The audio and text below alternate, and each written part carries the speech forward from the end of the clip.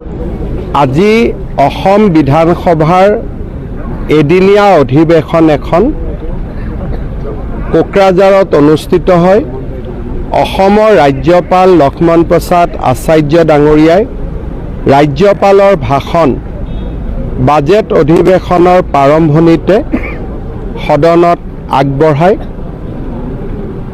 পৰৱৰ্তী কাৰ্যসূচীসমূহ উপলক্ষে supplementary budget এই বছৰৰ ন্যায়াধীশ বিপ্লৱ শৰ্মা কমিটিৰ প্ৰতিবেদন সদনৰ মজিয়াত দাখিল কৰা হয় আৰু সদনত আজি অসমৰ ষষ্ঠ অনুসূচীসমূহ শক্তিশালী কৰাৰ বিষয়েও আলোচনা আগবঢ়োৱা হয়। এই আলোচনাত শাসক আৰু বিৰোধী দলৰ সদস্যসকলে একেলগে অংশগ্ৰহণ কৰে আৰু ষষ্ঠ অনুসূচীসমূহ বিশেষকৈ বড়োলেণ্ড টেৰিটৰিয়েল ৰিজন, কাৰ্বি আলং অট'নমাছ কাউন্সিল আৰু ডিমা হাছাও স্বায়ত্তশাসিত পৰিষদক শক্তিশালী কৰাৰ বাবে বিভিন্ন পৰামৰ্শ আগবঢ়ায়।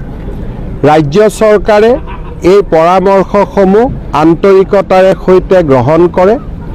আজিৰ সদনৰ মজিয়াত 2027 চনত ওদালগুৰিত এখন চিকিৎসা মহাবিদ্যালয় নিৰ্মাণ আৰু গেলেফু মাইণ্ডফুলনেছ চিটিৰ সমান্তৰালভাৱে চিৰাঙৰ দাঁতগিৰি অঞ্চলক এক উন্নত প্ৰশাসনিক ব্যৱস্থা পৰ্যটনস্থলীলৈ ৰূপান্তৰ আৰু বিটিআৰৰ সৰ্বাংগীন উন্নয়নৰ বাবে 500 কোটি টকা পথ নিৰ্মাণৰ বাবে অনুমোদন, কাৰ্বি পাহাৰত পথ নিৰ্মাণৰ বাবে 250 কোটি টকাৰ অনুমোদন আৰু ডিমা হাছাও জিলাত পথ নিৰ্মাণৰ বাবে 100 কোটি টকাৰ অনুমোদনৰ কথাও মই আনুষ্ঠানিকভাৱে ঘোষণা কৰোঁ। আজিৰ দিনটো আমাৰ বাবে এক ঐতিহাসিক দিন। বডোফা উপেন্দ্ৰনাথ ব্ৰহ্মই এটা পিছপৰা জাতিক, নিপীড়িত নিষ্পেষিত জাতিসত্তা এটাক বিশ্বৰ বুকুত এক সবল আৰু শক্তিশালী জাতিৰূপে থিয় কৰাবলৈ আত্মনিয়ন্ত্ৰণ আৰু স্ব অধিকাৰৰ আন্দোলন বড়োভূমিত আৰম্ভ কৰিছিলে। আন্দোলনৰ কোনোবা এটা সময়ত অসমক পৃথক ৰাজ্য হিচাপে নিৰ্মাণ কৰাৰ দাবীও উত্থাপিত হৈছিল। এটা সময়ত এই দাবীৰ সমৰ্থনত বড়োভূমিত বিশাল সংগ্ৰামৰ আৰম্ভণি হৈছিল আৰু পৰিঘটনাৰ মাজতেই বড়োলেণ্ডত বিভিন্ন জাতি জনগোষ্ঠীৰ মাজত হত্যা, হিংসা আৰু সন্ত্ৰাসৰ দাবানল জ্বলিছিল। প্ৰধানমন্ত্ৰী নৰেন্দ্ৰ মোদী আৰু গৃহমন্ত্ৰী অমিত শ্বাহ ডাঙৰীয়াৰ ঐকান্তিক প্ৰচেষ্টাত আৰু নিখিল বড়ো ছাত্ৰ সন্থা, বড়ো সাহিত্য সভা আৰু বড়ো ৰাজনৈতিক নেতাসকলৰ প্ৰচেষ্টাত আজি বড়োভূমি এক শান্তি আৰু সমন্বয়ৰ ভূমিলৈ ৰূপান্তৰিত হৈছে। অসমৰ অখণ্ডতা আৰু অসমৰ সমন্বয়ৰ প্ৰতীক অসম বিধানসভা আজি কোকৰাঝাৰৰ বড়োলেণ্ড স্বায়ত্তশাসিত পৰিষদৰ বিধান পৰিষদত অনুষ্ঠিত হৈছে।